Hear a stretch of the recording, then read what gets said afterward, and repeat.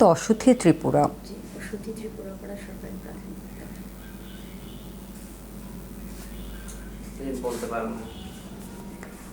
অসুথী ত্রিপুরাপাড়া প্রাথমিক বিদ্যালয়টা যেদিন আমি প্রথম দেখি এখানে এনও হিসেবে যোগদানের পরে আমার কাছে মনে হচ্ছে একটা স্বপ্নপুরী। কয়েকবারই স্কুলটার সামনে দিয়ে আসা যাওয়া হয়েছে আমার। এত রঙিন এবং বাচ্চাদেরকে আমরা যেটা বলি স্বপ্নের জগৎ, স্কুলের বাহির থেকে টিন শেডের বিল্ডিংটা দেখে আমার জাস্ট সেটাই মনে হচ্ছিল। তারপরে যখন আমি ধীরে ধীরে বিভিন্ন কার্যক্রমের জন্য স্কুল ভিজিট শুরু করলাম, আমার আলীকদম উপজেলার 50টি স্কুলের মধ্যে এই স্কুলটা আমাকে সত্যি বিমুগ্ধ করেছে।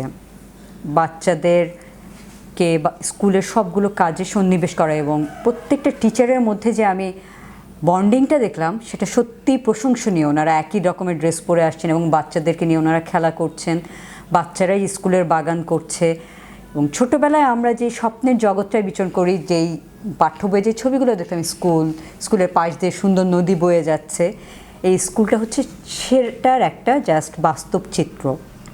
পাশে দিয়েই আমাদের মাতামুহুরী নদী বয়ে চলেছে, মাতামুহুরীর স্রোতের সাথে বয়ে চলেছে বাচ্চাদের স্বপ্নগুলো। সুন্দর স্কুলে তারা সুন্দর বাগান করেছে এবং এই স্কুলটার উল্লেখযোগ্য বিষয় যেটা আমি আবিষ্কার করলাম সেটা হচ্ছে আমাদের 50টি স্কুল মধ্যে একমাত্র ডিজিটাল ক্লাসরুম এই অসুথী ত্রিপুরাপাড়ায় আছেন।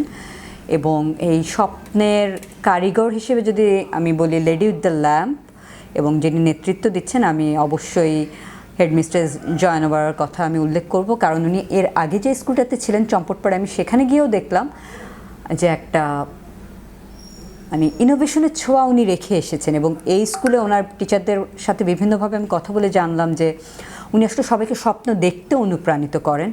একইভাবে 152টি স্টুডেন্ট প্রত্যেকের সাথে আমি ক্লাসরুমে আলাদা আলাদাভাবে বসলাম। প্রত্যেকটা বাচ্চাই একটা আশার খোঁজ পেয়েছে। এই যে একটা স্কুল একটা বাচ্চাকে জীবনে বড় হওয়ার একটা স্বপ্ন দেখাচ্ছে, এটাই কিন্তু একটা স্কুলের প্রকৃত দায়িত্ব, যেটা আমি বিশ্বাস করি। এবং সেই স্কুলটা এই ক্ষেত্রেই কাজ করে যাচ্ছে, সেক্ষেত্রে কাজ করছেন জয়নবারা এবং ওনার টিম। এই টিম বিল্ডিং বলুন, টিম বিল্ডিং শুধু নিজে না, আমি আমার টিচারের টিম বিল্ডিং সেটা না, উনি ওনার স্টুডেন্টদেরকে অ্যাড করেছেন। একই সাথে মাননীয় প্রধানমন্ত্রীর যে অগ্রাধিকার প্রকল্পের একটি আশ্রয়ন, এই স্কুলটা জাস্ট অপোজিটে আমাদের দুটো আশ্রয়ন প্রকল্প আছে, আশ্রয়ন 1 এবং 2। সেখানকার বাচ্চারা স্কুলটাতে আসছে এবং তারা স্কুলটা তাদের প্রাণের একটা জায়গা হিসেবে পরিণত হয়েছে। এর চেয়ে আনন্দের আর কিছু হতে পারে না। সেই মা বাবাগুলো কাজে চলে যাচ্ছে, কিন্তু একটা নিরাপদ আশ্রয় হিসেবে স্কুলটাকে তারা দেখছে যে হ্যাঁ, বাচ্চারা সকাল থেকে বিকাল পর্যন্ত স্কুলে থাকবে। সব কিছু মিলে আপনি দেখুন বাংলাদেশের এগিয়ে যাওয়ার পথে এই অসুথী ত্রিপুরাপাড়া স্কুলটা যেভাবে অবদান রাখছে, স্কুলের হেডমিস্ট্রেস থেকে শুরু করে প্রত্যেকটা স্টুডেন্ট, পাড়াবাসী যেভাবে স্কুলটার যত্ন নিচ্ছে, এটা সত্যিই আমাদের জন্য শিক্ষণীয়। আলীকদমের মতো প্রত্যন্ত অঞ্চলে এটা আমাদের সবার কাছে একটা আশার সঞ্চার করেছে।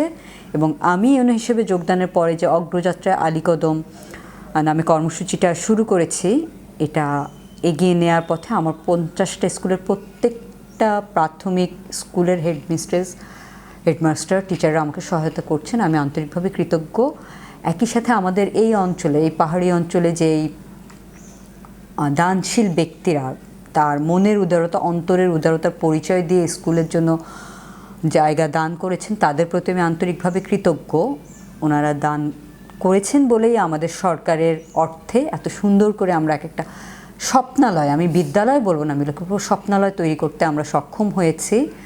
আমরা সিভিল সার্ভেন্টরা কিছুদিনের জন্য আসি, কিন্তু এই স্বপ্নগুলোকে ক্যারি আউট করবে এখানকার বাচ্চারা, তাদের অভিভাবকরা। আমাদের এই অগ্রযাত্রা দ্রুত গতিতে ধাবমান হবে। বাংলাদেশ যে অদম্য গতিতে এগিয়ে যাচ্ছে সেখানে প্রত্যক্ষভাবে অবদান রাখবে আমার প্রত্যেকটি সরকারি স্কুল, তার শিক্ষক, অভিভাবক, শিক্ষার্থীরা। এটাই আমি অন্তরের অন্তঃস্থল থেকে কামনা করছি। ধন্যবাদ।